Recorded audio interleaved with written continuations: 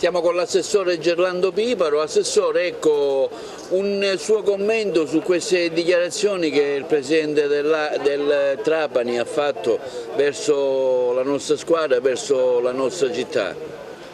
Le dichiarazioni del presidente mi colgono sinceramente così d'impatto, sorpreso, perché non ritengo che il pubblico agrigentino meriti questo trattamento. Io penso che noi siamo stati gentilissimi nell'accogliere il Trapani e nell'accogliere la società.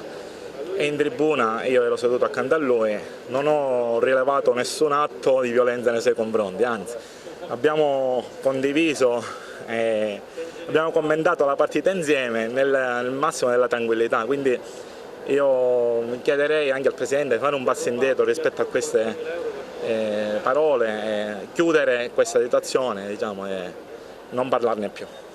In merito ai futuri assetti del campo ci sono delle novità, mi riferisco alle luci, anche alle condizioni del manto erboso, insomma sono state fatte delle critiche anche in questo senso.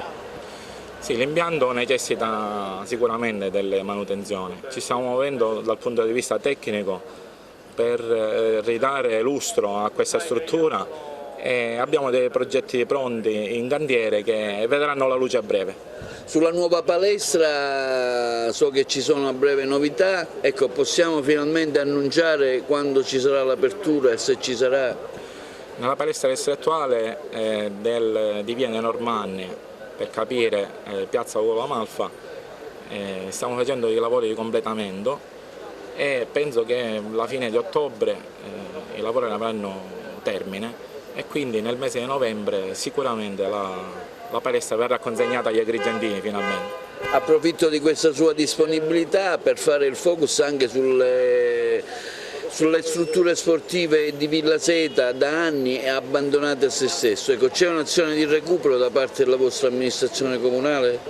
Sì, c'è un'azione di recupero intanto del territorio nella zona di Villa Seta. Il mio collega Principato si è attivato con delle misure atte ad andare a ripristinare queste zone e sicuramente a breve vedrete anche le risposte lì in quel territorio.